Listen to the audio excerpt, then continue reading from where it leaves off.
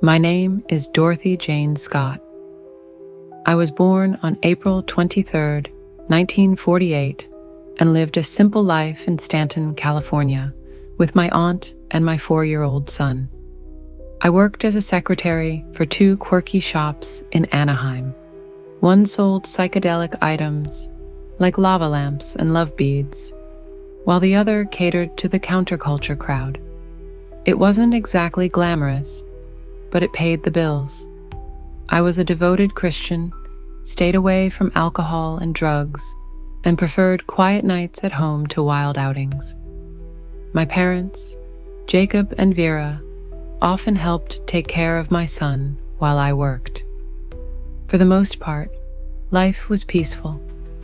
But in the months leading up to May 1980, things took a dark turn. It started with phone calls, anonymous, unsettling, and impossible to ignore. I didn't know who he was, but he seemed to know everything about me. At first, his voice was soft, professing love, almost pleading. Then, just as quickly, it turned venomous. He would say things like, "I'm going to cut you up into bits so no one will ever find you." I didn't even know how to process it. I began to feel like I was constantly being watched. Once, he told me to look outside. When I did, there was a single, dead red rose on my windshield. That image haunted me. I tried to be strong. I told myself it was just some sick prank, but I started making changes. I considered getting a handgun. I even began taking karate lessons a week before everything happened. I was determined to protect myself and my son, but deep down, I was scared. Scared of how much this man knew about me and what he might do. It was May 28th, 1980. Just another ordinary evening, or so I thought. I was at work for an employee meeting when I noticed my coworker, Conrad Bostron, didn't look well. His arm was red and swollen. Pam, another coworker, and I decided to take him to the emergency room. On the way, we stopped at my parents' house so I could check on my son. I also changed my scarf, swapped a black one for a red one. I didn't think much of it at the time. At the hospital, doctors confirmed Conrad had been bitten by a black widow spider. He was treated and discharged around 11 p.m. As he was still weak, I offered to bring my car around to make it easier for him. Pam and Conrad waited by the exit while I went to the parking lot. I remember the night air feeling heavy as I walked away from them. I had no idea I would never see them again. As they later told the police, my car came speeding toward them. The headlights were blinding, so they couldn't see who was driving. They waved their arms to get my attention, but the car didn't stop. It raced past them and disappeared into the night. I wasn't the one driving. Hours later, my car was found burning in an alley, 10 miles from the hospital. There was no sign of me or whoever had taken it. My parents reported me missing, and the nightmare began. A week after I disappeared, the phone calls started again. My parents received the first one. The voice on the other end, unmistakable to me, said, "I've got her," and hung up. The calls came almost every Wednesday afternoon for years, taunting my family. Sometimes he claimed he had killed me. Other times, he said I was still alive. The police tried tracing the calls, but the man always hung up too quickly. Then, in June 1980, he called the local paper, the Orange County Register, after they published a story about my disappearance. He said, "I killed her. She was my love. I caught her cheating with another man." He even knew details that hadn't been made public, about Conrad's spider bite, about the red scarf I'd changed into that night. But his claim that I called him from the hospital was a lie. Pam was with me the entire time. I never made that call. Years passed. My parents held out hope, but deep down, they knew the truth. On August 6, 1984, a construction worker stumbled upon human remains in Santa Ana Canyon, about 30 feet from the road. Beside them were dog bones, a turquoise ring, and a watch stopped at 12:30 a.m., an hour after I vanished. The bones were charred from a fire that had swept through the area 2 years earlier. Dental records confirmed they were mine. The calls resumed briefly after that, cruel as ever. My killer was still out there, free. To this day, no one knows who he was or why he chose me. Was it someone I knew? A customer from work? A stranger who fixated on me? All I know is that he had been watching me for months, planning, waiting, and he got what he wanted. My story doesn't have a neat ending. My killer was never caught, and my family was left with nothing but memories and unanswered questions. But I hope, in sharing this, I remind you to be vigilant. Pay attention to the signs, trust your instincts, and never ignore the shadows that linger where they don't belong. My name is Dorothy Jane Scott. I was 32 years old when I vanished, and though my life was stolen, I refuse to let my story be forgotten. My name is Elizabeth Short, or maybe you know me by another name, the Black Dahlia. But that's not who I was. That name came later, after I was gone. I was born on July 29, 1924, in Boston, Massachusetts, in a little neighborhood called Hyde Park. I was the third of 5 daughters, 5 girls under one roof. My poor mother, Phoebe, worked so hard to keep us together after my father left, or rather, after we thought he left. My dad, Cleo, wasn't a bad man, not really. He built miniature golf courses for a living, and he did well for a while. But when the Depression hit, his savings disappeared.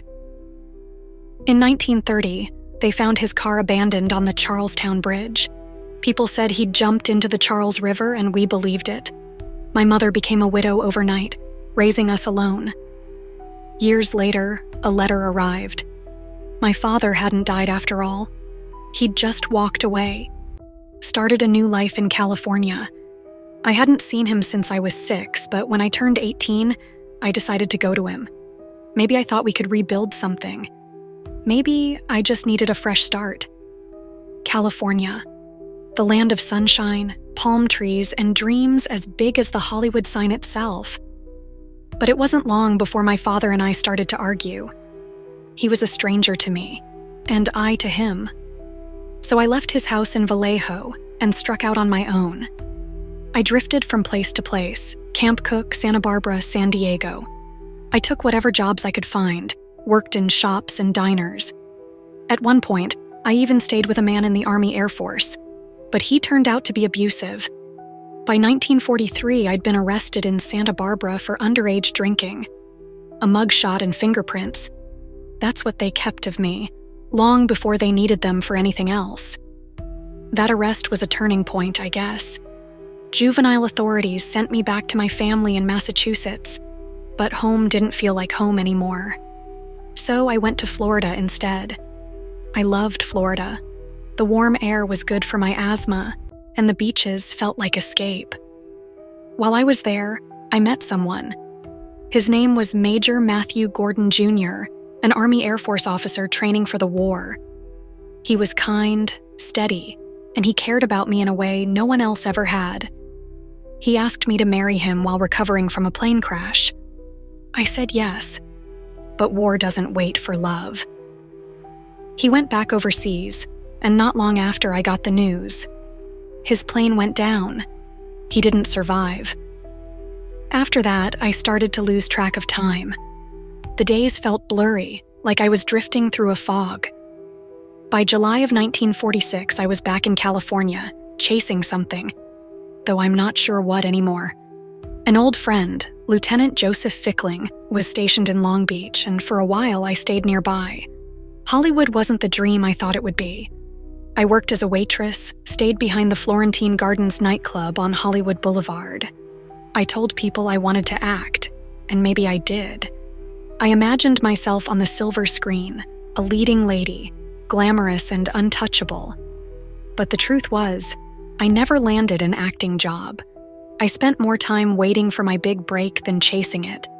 I was just a girl who wanted more out of life than it seemed willing to give me. The last week of my life. It's hard to remember everything. On January 9th, 1947, I went to San Diego with a man named Red Manley. Red was married, but he liked me. Men often did. He drove me back to Los Angeles, dropped me off at the Biltmore Hotel downtown. I told him I was meeting my sister. Maybe I was. Or maybe it was just a convenient excuse. That was the last time anyone saw me alive. 6 days later, on January 15th, they found me. My body was in a vacant lot in Leimert Park, cut in half at the waist, drained of blood, my face carved into a grotesque smile. They said the scene looked like something out of a horror movie. The papers ate it up. They called me the Black Dahlia, named after a movie that had come out the year before. The Blue Dahlia. The press painted me as a mystery woman, a femme fatale prowling Hollywood for thrills. But that wasn't me. I wasn't some glamorous adventurer. I was just Elizabeth, a 22-year-old trying to make sense of the world. The police questioned hundreds of people, but they never found my killer. They had theories, jealous lovers, psychotic strangers, but none of it ever led anywhere. Over the years, people confessed to my murder just for the attention, but they weren't the ones. The press made things worse, twisting my story to sell papers. They even lied to my poor mother, telling her I'd won a beauty contest just to get information about me. And so, I became a story, a headline, a ghost. I'm buried now at Mountain View Cemetery in Oakland. My family comes sometimes, leaving flowers. I wonder what they think of when they visit. Do they see the little girl who used to play on the beaches of Massachusetts, dreaming of far-off places? Or do they only see the Black Dahlia, the girl whose life ended in tragedy? My name is Elizabeth Short. Remember that. You don't wake up thinking this is the day everything changes. You wake up the same way you always do. Sunlight slipping through the window. The sound of horses outside the barn. The kind of quiet that belongs only to country mornings. June 26, 1973. It was hot. Thick summer heat that pressed against your skin and made your breath stick in your throat. But I didn't care. I had chores to do, saddles to clean, and someone I was waiting for. The tack room was my place.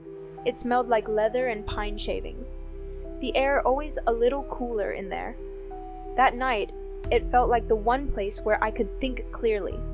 There were 8 of us, Cotta kids. Me, Robin, Brian, Doug, Tracy, Jay, Kevin, Chris.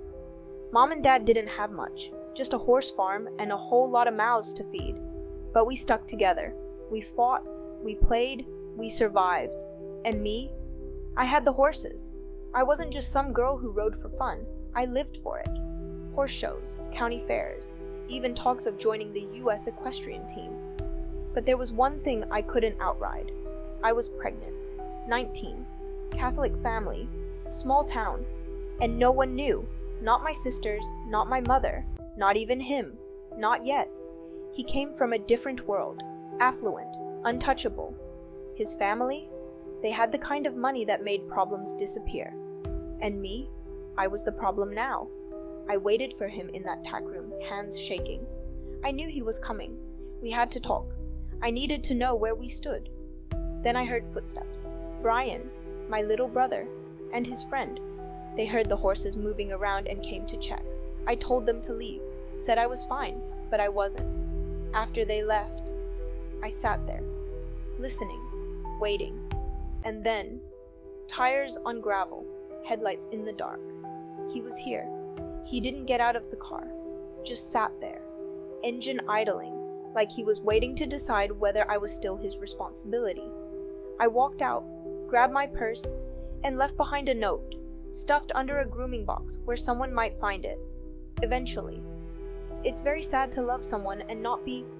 That's all I wrote. I couldn't finish the sentence. We drove off.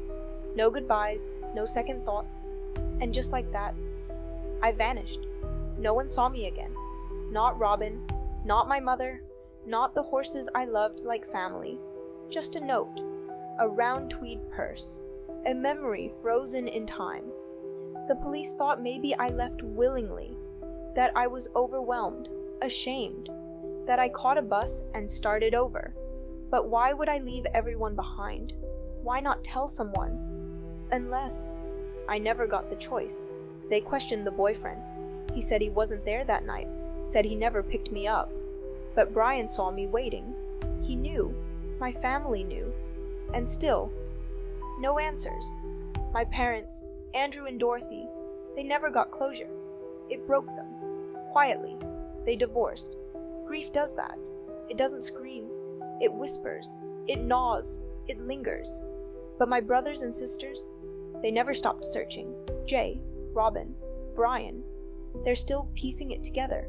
Still hoping someone, somewhere, remembers something. Because someone does. Someone always does. I didn't mean to disappear. I didn't run away to hurt anyone. I was scared. And I was alone. If you remember anything, if you saw something that night or years later, tell them. Because I'm still here.